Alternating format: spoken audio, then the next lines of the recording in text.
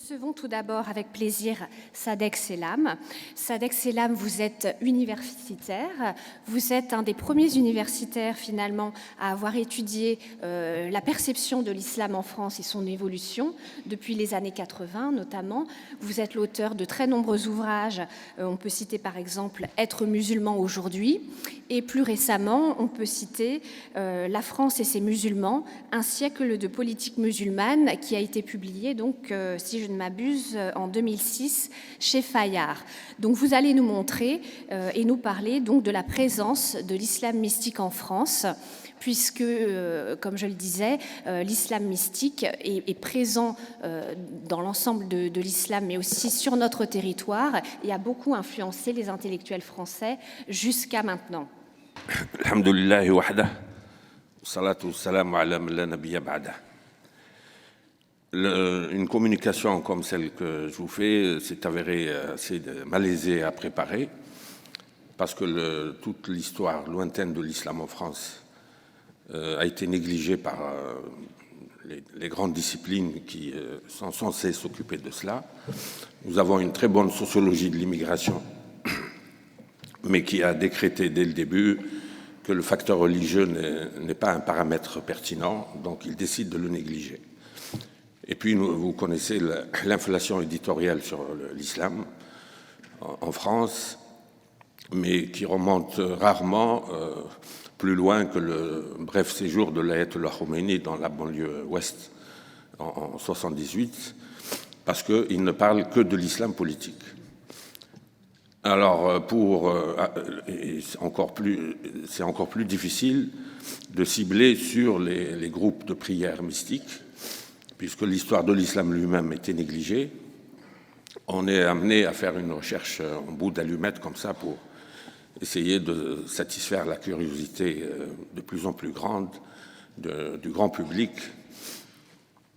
Mais le chercheur a comme viatique les archives de la Première Guerre mondiale, les archives militaires, ensuite les archives de surveillance des différentes polices que la Troisième République a créées pour surveiller les immigrés, et puis à partir de la fin de la Deuxième Guerre mondiale, une police d'Alger, le service des liaisons nord-africaines, qui a été commandé par le colonel Schoen. Et colonel Schoen était passionné par les confréries depuis qu'il était au Maroc à la fin des années 20, où il a soutenu un mémoire sur les confréries du sud du Maroc au moment où cette région n'était pas encore pacifiée. Donc c'est une recherche assez utilitariste pour des besoins sécuritaires, mais jusqu'à la guerre d'Algérie, c'est lui qui a pris conscience de l'importance de l'immigration, alors qu'il était au gouvernement général à Alger, et il suivait à la trace les faits et gestes des petites zaouïas locales, y compris celles du 13e arrondissement à Paris, et il a regroupé ça dans un répertoire de 400 pages en 1949, que le deuxième bureau de l'armée a réactualisé pour les besoins de l'action psychologique pendant la guerre d'Algérie. Mais auparavant, il faut ménager la transition entre l'idéal sublime décrit brillamment hier par tous les intervenants et donc le passage à l'historicité. Donc la meilleure transition, c'est de parler des élites musulmanes qui avaient précédé l'immigration ouvrière en France. Là aussi, c'est un thème totalement oublié. Et on peut commencer par l'émir Abdelkader, pas seulement comme individu célèbre, mentionné depuis hier, mais parce qu'il était accompagné d'un groupe de 97 personnes quand il était à Toulon et à Pau. À Amboise, il ne restait que 77. Et il avait une vie religieuse, la quintuple prière quotidienne dirigée par lui-même, le jeûne du Ramadan, l'organisation des tarawih, l'abattage rituel, l'enterrement des bébés et de sa femme, la Khaira, morte à Amboise.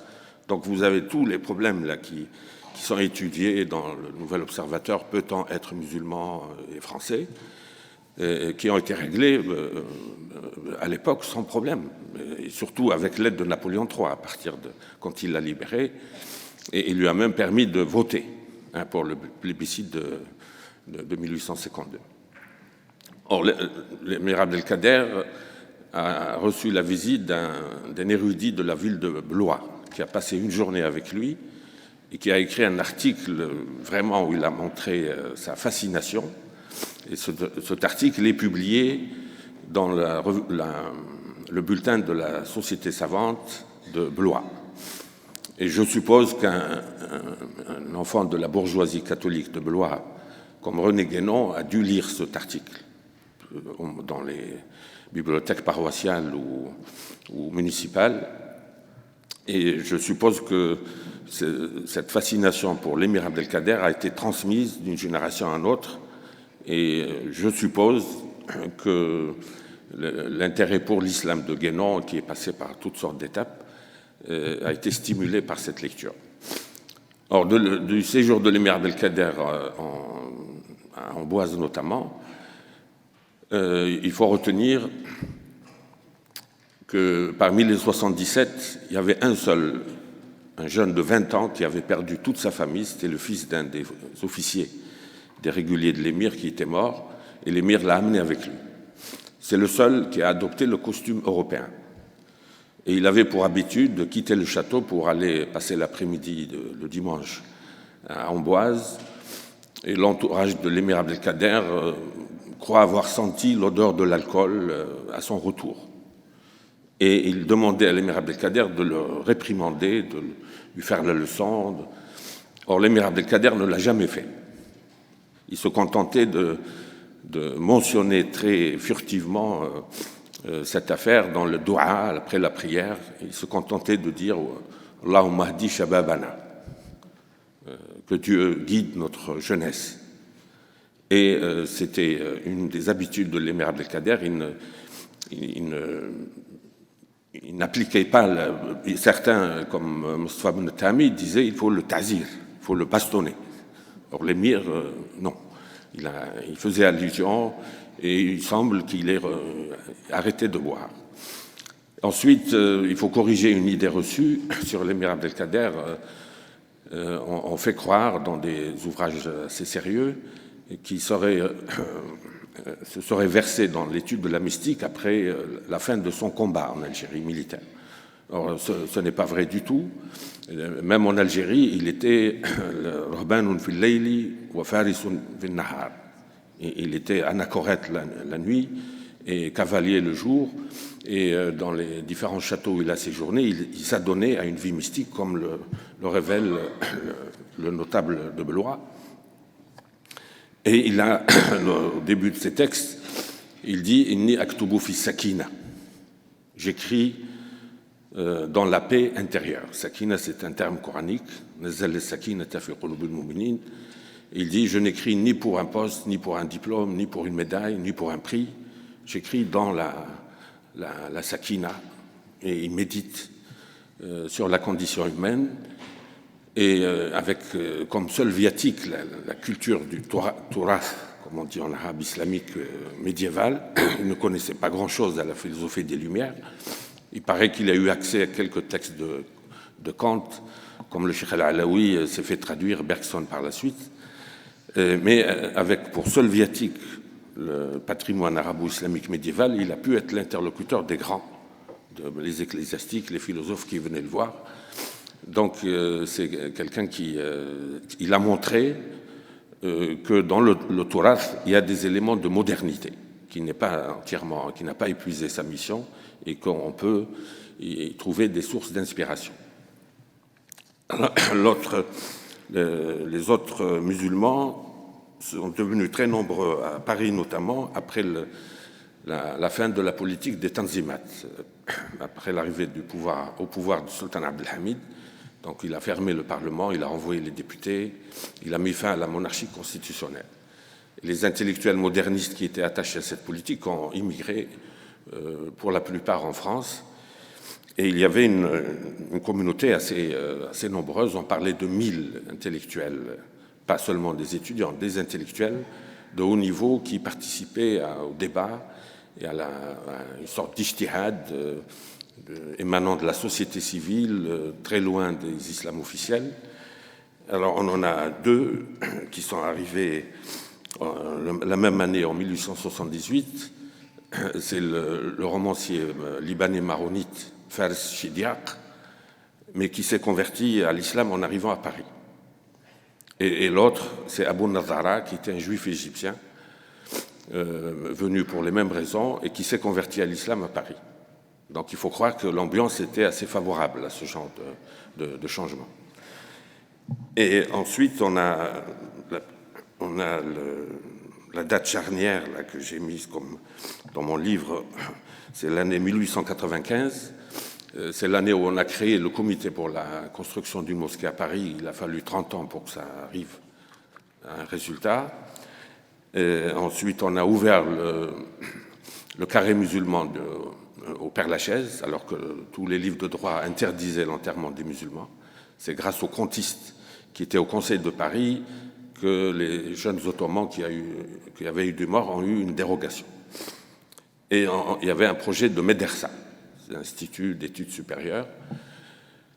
Et la même année, un certain Gaston Dujarric a lancé la Revue de l'Islam, qui a fonctionné pendant une dizaine d'années, et il ouvrait ses colonnes aux intellectuels musulmans, notamment d'Alger, les bilingues, et notamment à Mustafa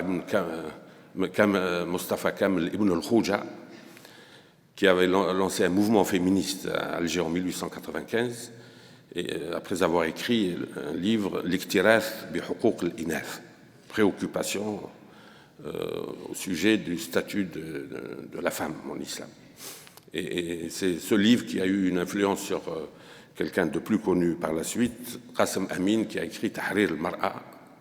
Il a eu vent de ce que faisait Ibn al-Khouja à Alger quand il était étudiant en droit à Montpellier, et son livre est devenu vraiment le livre de base de tous les mouvements féministes, mais avec des arguments théologiques, parce qu'il était issu de l'Azhar. Or, Ibn al-Khouja était publié, un autre de ses textes, intitulé Iqamat al-Barahin al-Izam fi nafyi ta'assub ad-dini fi l'islam, traduit sous le titre de la tolérance de l'islamisme, et pas de l'islam. Voilà, l'islamisme, à l'époque, c'est tout l'islam. Et on est étonné de trouver que le Cheikh Waliullah Dehlaoui, qui est mentionné là dans les textes de ce colloque, qui était un grand mystique moderne de l'Inde, est cité parce que ses manuscrits arrivaient à Alger, alors que l'orientalisme actuel, en dehors de Jacques Berck et d'un des spécialistes de l'Inde, là, dont j'ai oublié le nom, l'orientalisme actuel continue d'ignorer son existence. Et donc vous avez une présence indirecte sur le plan éditorial d'une littérature mystique par quelqu'un qui se disait Al-Qadiri, al-Maliki. Ibn al-Khouja al-Qadiri, il était affilié à la tariqa al-Qadiriya. Alors l'autre exemple encore qui a défrayé la chronique, c'est l'arrivée au Parlement du député de Pontarlier, le docteur Philippe Grenier, qui est arrivé en tenue traditionnelle algérienne parce qu'il s'était converti à l'islam en 1894, après avoir conféré avec des muftis, disait-il à l'époque, à Blida, où son frère était en garnison.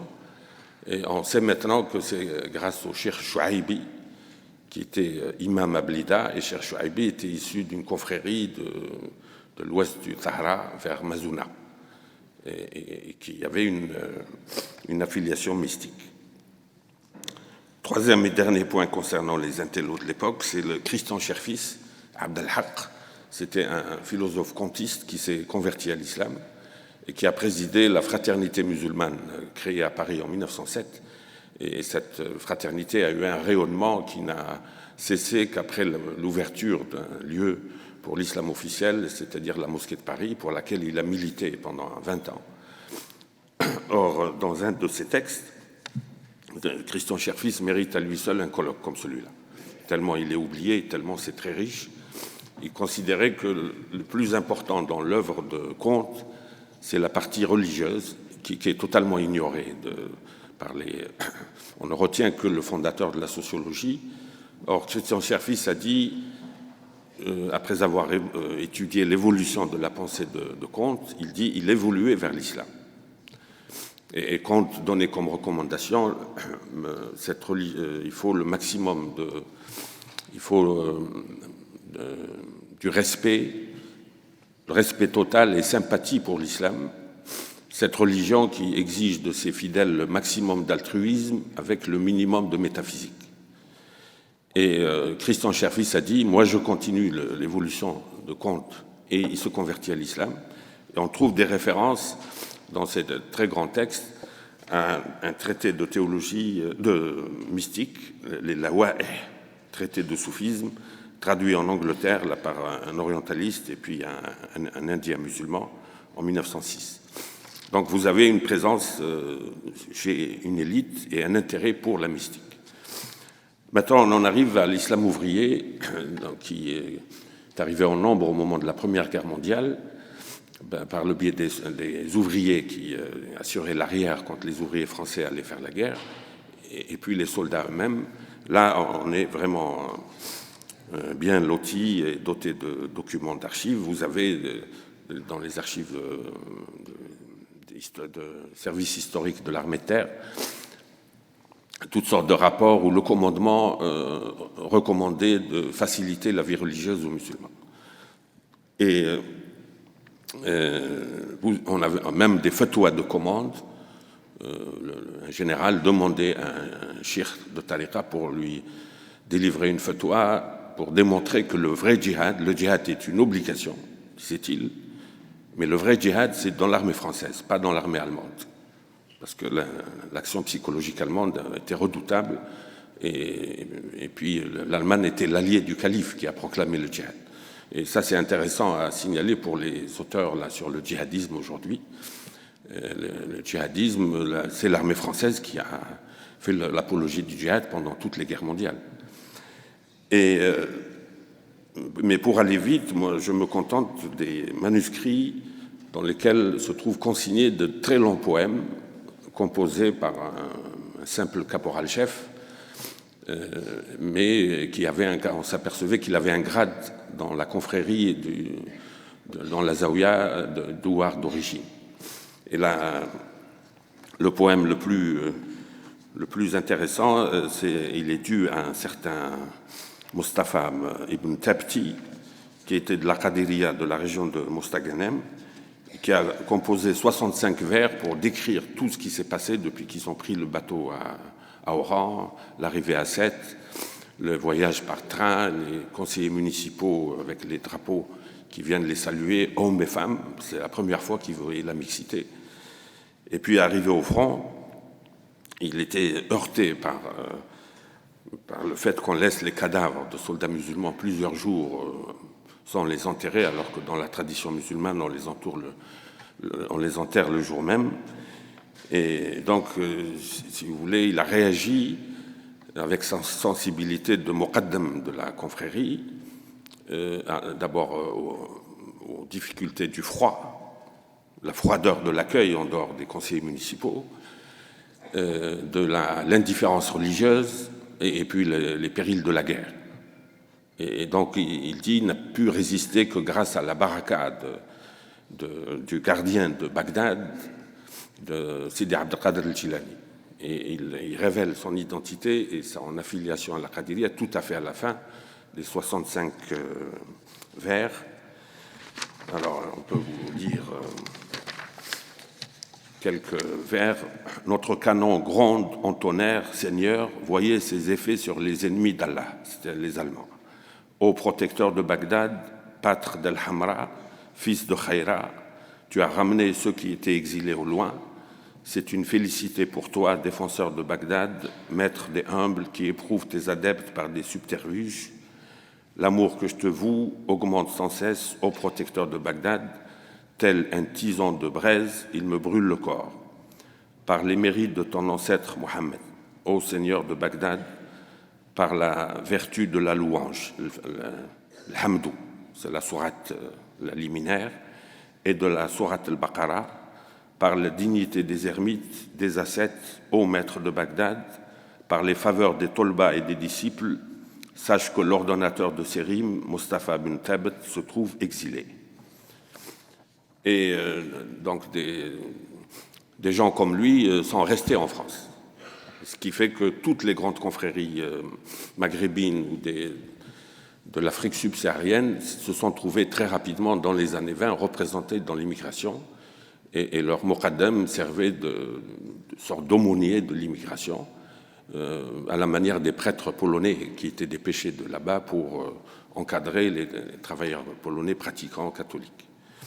Et dès le début des années 20, on a les traces de la pratique religieuse. Par exemple, en 1923, vous avez les travailleurs immigrés qui ont réclamé un lieu pour l'abattage rituel. Contrairement à ce qui se dit maintenant, qu'un islamopolitiste nous a dit la revendication du halal, c'est quelque chose de très nouveau, après la mise en échec du communautarisme par la loi anti-voile, alors que ça remonte à 1923. Alors là, ça redevient difficile de l'étude, parce que, en dehors de quelques prêtres catholiques qui enquêtaient sur les immigrés pour des revues chrétiennes, et en dehors d'Émile d'Ermengarde et de Louis Massignon, personne ne s'intéressait à la vie religieuse de ces travailleurs qui étaient au bas de l'échelle. Alors on a, si vous voulez, grâce à d'Ermengarde qui préparait son livre sur le culte des saints en Afrique du Nord, il a senti que quand il y a une population ici de l'Afrique du Nord dans l'immigration, ils allaient avoir une vie mystique. Il voulait vérifier si c'est la même ou si l'adaptation à la laïcité allait changer quelque chose. Et donc on a quelques articles de presse. Il dit à côté de la mosquée officielle et des salles de prière dans les foyers, il y avait quelques représentants des confréries, les Tijani pour les Marocains, les Alaouia et les Qadiri pour les Algériens, qui entretiennent la ferveur religieuse chez un petit nombre, sorte de tiers ordre qui suit aussi scrupuleusement que possible des méthodes d'entraînement spirituel inattendues sous le ciel parisien. Tous les 8 jours, quelques ouvriers de chez Citroën ou de l'usine à gaz se réunissent pour réciter des litanies, chanter les vers mystiques d'Al-Hallaj ou d'Ibn al-Farad et se livrent aux danses extatiques. Alors Ibn al-Farad est l'auteur de la fameuse Ta'iyya, mais aussi de la Khamriya, que Clément Huard, un grand arabisant au début du siècle, a mis sur le compte de l'apologie du vin. Il a fallu l'arrivée de Massignon pour dire que non, c'est une métaphore pour décrire l'ivresse mystique. Donc vous avez dans les arrière-salles des cafés des groupes de prière qui se réunissent le jeudi et qui récitent la Khamriya d'Ibn al-Farad. Et juste à côté, vous avez les gens qui consomment des boissons illicites. Donc vous avez déjà une cohabitation entre deux tendances de l'islam, les pratiquants et les non-pratiquants, et une cohabitation tout à fait harmonieuse, avec sans doute une influence des pratiquants sur les non-pratiquants, puisque ces derniers s'abstenaient presque tous de consommer de l'alcool 40 jours avant le début du Ramadan. Je n'ai jamais trouvé de fondement canonique à cette habitude, mais je pense que c'est une pédagogie mystique de certains groupes mystiques, un peu disciples de l'émir Abdelkader qui ne voulaient pas réprimander, et il leur disait « abstenez-vous 40 jours en attendant d'interdire l'alcool pendant toute l'année ». Et donc on a une communication entre la salle et l'arrière-salle. Peut-être il y avait des adeptes de Clément Huard qui lisaient à la lettre la Khamriya après avoir récité et qui passaient du côté des consommateurs. Ça a dû exister. Mais il y avait surtout, dans l'autre sens, le repentir, les gens qui arrêtaient de boire. Et donc on a la preuve. Massignon par la suite a fait un article, une étude commandée par la rue Lecomte. La rue Lecomte, c'est la police spéciale créée par le cartel des gauches en 1925, parce qu'elle est basée à la rue Lecomte dans le 17e, pour surveiller les immigrés. Et donc il s'est passionné pour répertorier les Rahmaniyat de Gazet, les Qadiriyat de l'Oued, où avait été Isabelle Eberhard. Isabelle Eberhard méritait d'être signalée dans l'élite musulmane de l'époque, parce qu'elle avait des relations épistolaires avec Ahmed Riza, qui était un intellectuel ottoman à Paris, et Abu Nazar. Donc si elle a adhéré à la Qadiriya à l'Oued, c'est qu'elle avait une préparation préalable quand elle étudiait l'islam dans le milieu des immigrés russes de Genève, beaucoup étaient islamophiles. Et donc, Massignon, après avoir fait cette étude, il a gardé un profond souvenir donc, de ses expériences et de ses relations personnelles avec ces groupes. Et on trouve dans un des cours de Sciences Po en 1946-47, devant des étudiants qui s'apprêtaient à faire de la politique, son cours s'intitulait « Force religieuse et vie politique ». Alors il a raconté une très longue histoire, je ne sais pas si je peux vous lire tout. Oui. Alors il y avait à Paris à un moment donné une petite congrégation musulmane, les Alaouïas, qui avait voulu s'intéresser aux ouvriers locaux. Les ouvriers musulmans de Paris étaient parfaitement abandonnés, les pouvoirs publics s'y intéressaient au prorata de la police, et des policiers s'occupaient des Nord-Africains en fonction de la question même de l'organisation de leur temps de service. Un policier est un technicien. Ce technicien désire évidemment avoir le même rendement horaire de ses capacités particulières. Il fait venir la plupart des Nord-Africains qui lui sont assujettis au point de vue de la surveillance. Il les fait venir pour leur demander de convenir avec lui un certain nombre de contraventions qui prouveront à ses chefs qu'il a rempli son devoir, puisque la statistique des contraventions reste sans changement. Cet homme-là a bien travaillé quand il a fait 10 contraventions par mois. Alors les Nord-Africains doivent tirer au sort pour savoir qui acceptera de recevoir la contravention fictive. Et cela permet aux policiers de s'intéresser à autre chose pendant le reste de son temps. Est-ce une manière sérieuse de s'intéresser ainsi policièrement aux Nord-Africains? Les communistes s'intéressent mieux aux Nord-Africains pour une autre raison. Ils peuvent constituer leur troupe de choc au jour du grand soir. Les chrétiens, eux, s'y intéressent par une sorte de superflu de leur générosité. Le problème même de cette question de l'attitude au point de vue de la coopération, de la compréhension de nos musulmans, s'est marqué spécialement pour les petites congrégations. Pour cette congrégation de Paris, on estimait que les musulmans doivent être revivifiés dans leur foi et dans leur discipline sociale. Ils se sont trouvés à fonder à ce moment-là une petite œuvre très pauvre dans une espèce de cabane. Ils avaient fait prêter serment à leurs adeptes d'abord de ne jamais avoir de coiffure qui empêche que le front touche le sol. Là, et puis, il leur interdisait de boire du vin, surtout quand il fait froid, c'est très dur. Eh bien, ces gens-là tenaient le coup. Je m'occupais d'eux, je m'intéressais à leur situation. Évidemment, me diriez-vous, vous êtes chrétien, pourquoi vous intéressez-vous à ces gens-là? Les considérez-vous comme des cobayes? Non, je m'intéressais humainement à eux parce que je voyais des gens pour qui il fallait avoir un projet d'union sociale. La ville de Paris m'avait dit « Nous ne comprenons pas ce que ces gens-là font ». Je disais « Ce sont des gens qui essaient de se sanctifier ». Se sanctifier pour la police, c'est quelque chose d'extrêmement original, quelque chose qui dépasse les moyens du policier. Il y en a qui, ayant assisté à une scène de prédication, avaient dit à leur chef « Je préfère que vous ne m'envoyiez pas comme observateur parce que je finirai par me convertir ». La police ayant donc refusé de se convertir avait des policiers indigènes habitués à trahir les leurs au moyen de bénéfices. Et là, il donne le subterfuge utilisé par la police. On leur a dit « Votre cabane ne résiste pas au froid, au vent, etc. » Ils leur ont donné un local en dur où il y avait des chambres, il y avait des marchands de sommeil. Et puis le type qui venait de la rue Lecomte en se faisant passer pour un promoteur, il lui a dit « Vous gardez la comptabilité des chambres et le café d'en bas, c'est pour vous. » Or, Massignon lui a dit « Faites attention. » Et Massignon dit « Mais le chef de ce groupe a trouvé les propositions de la police saines. Mais au bout de 3 mois, il est venu lui demander les comptes du café.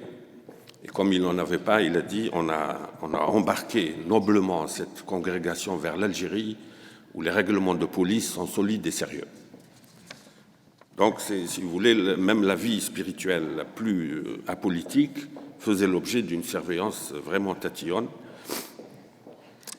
Et ça nous amène jusqu'à l'arrivée de l'islam réformé à partir de 1936. Ben Badis a nommé un aumônier qui était un de ses élèves, le Cheikh Fodil Lourtilani, qui a ouvert en 2 ans et demi une trentaine de nadis, des cercles où il y a des conférences, il y a l'alphabétisation en arabe et en français.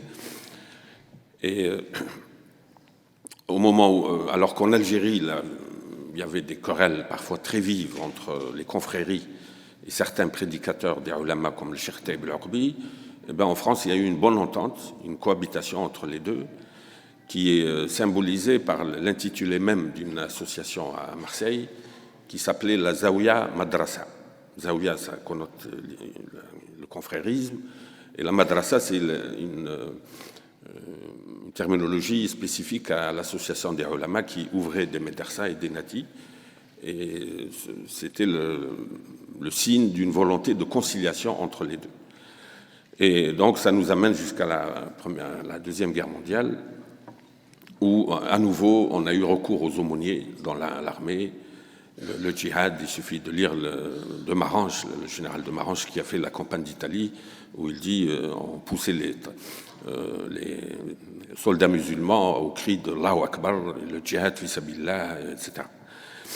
Et donc, si vous voulez, c'est très imparfait ce que je viens de vous rappeler, mais de cette évocation très, très superficielle, on peut tirer un certain nombre d'enseignements qui peuvent être utiles pour aujourd'hui et pour essayer d'atténuer les tensions et les craintes irrationnelles et surtout le musulman qui se sent dans le qui-vive là, depuis le 7 janvier. Donc la moralité de cette affaire, c'est d'abord l'ancienneté de la présence musulmane en France. Et il faut le rappeler à l'intention des islamopolitistes qui veulent faire croire que c'est l'Ayatollah Khomeini qui a fait revenir les musulmans dans les salles de prière. Ensuite, vous avez l'idéal sublime de Cheikh Al-Alaoui décrit brillamment hier, et comment il s'est incarné dans l'islam transplanté, avec des moyens vraiment rudimentaires. Mais vous avez des gens qui étaient au bas de l'échelle sur le plan social, mais dont toute la richesse était intérieure, et qui ont maintenu cette flamme d'abord d'un islam très tolérant, d'abord entre musulmans. La cohabitation entre l'islam et les confréries en France était beaucoup plus facile qu'au Maghreb. Ensuite, un islam très ouvert. J'ai tout un passage sur l'analyse du langage en arabe dialectal de ces ouvriers. C'est imprégné de culture religieuse mystique. Par exemple, quand vous avez un ouvrier qu'on croyait en Algérie, puis on le trouve en France, on lui dit « tu es ici ou là-bas », il dit « je suis comme Sidi Mohamed Boukabrine, je suis comme le saint qui a 2 tombeaux ».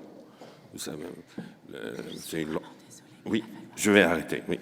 Donc, et ensuite, l'autre formule très significative, c'est qu'à la fin des tarawih, ces ouvriers récitaient une très belle prière qui invoquait la bénédiction de la Torah, de l'Évangile et du Coran. Bi barakati Taurati wal Injili wal Furqan. Donc c'est un signe d'ouverture vers les gens du livre qu'on a évoqué hier. Et donc, si vous voulez, les musulmans qui ont des revendications, ils veulent rappeler la France à sa tradition du pluralisme, ils doivent donner l'exemple en rappelant le pluralisme de la pensée religieuse musulmane depuis le début. Vous avez des cohabitations avec entre des courants très différents, sans invective, sans décapitation. Et il faut rappeler cette tradition d'un humanisme mystique de tendresse et universalisant. Vous savez, j'ai oublié de vous dire, les dialogues là, avec les prêtres ouvriers, quand c'est arrivé, c'est les prêtres ouvriers qui ont découvert le croyant derrière l'OS silencieux et discret.